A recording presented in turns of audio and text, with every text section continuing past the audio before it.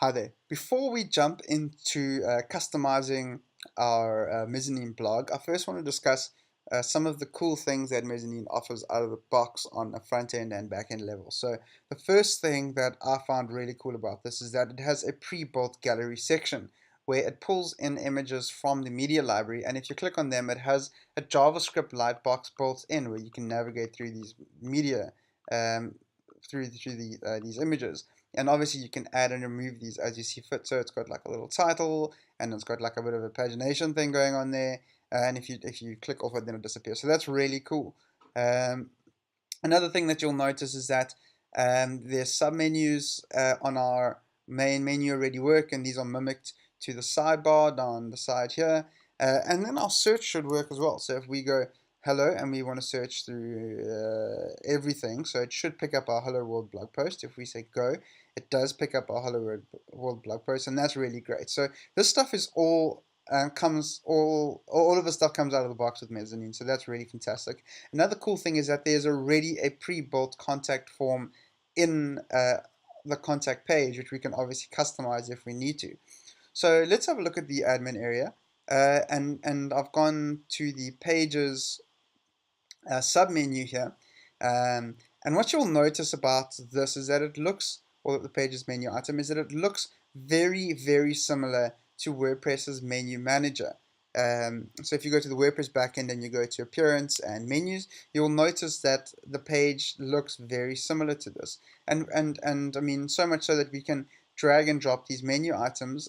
We can indent them as sub items as well, the same way that WordPress does. And if we want to expand these, we can see the current child items of these. If you want to add a new item, this will add a child item of the about page, and this here will just add a new page in general. So let's say we want to add a new form, click add form, and we can have context, and then, I mean, this is really great. We can now customize the fields of the form, so that's really cool as well.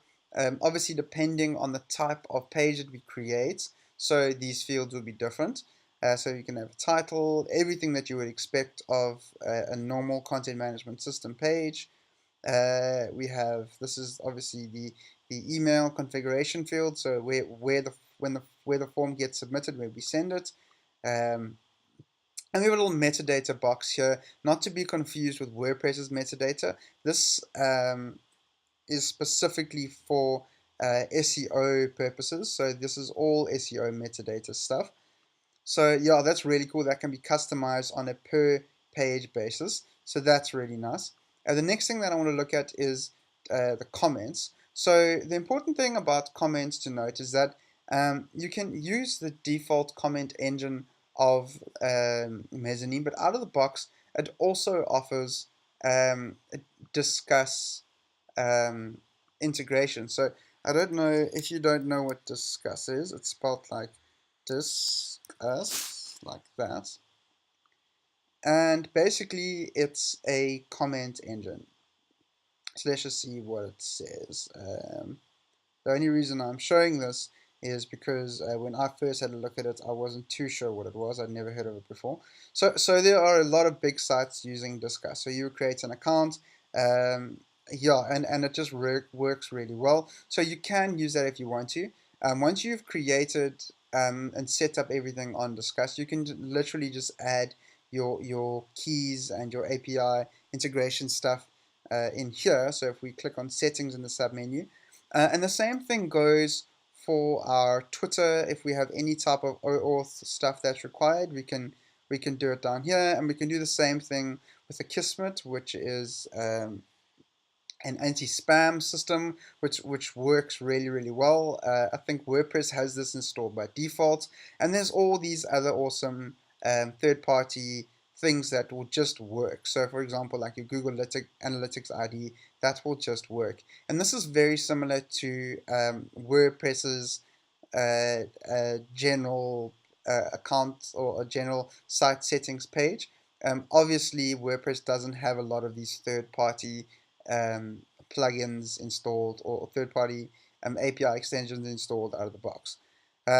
Cool. The next thing, let's go to, so that's comments, media gallery. So here we can actually create a folder system with our gallery, and then in our gallery folder we can see all of the images that are created here, and this is within our gallery folder, so inside there. So if we actually had to go back to our gallery page and look at the gallery page, uh, and we scroll down here, you can actually see that each of these images has been loaded.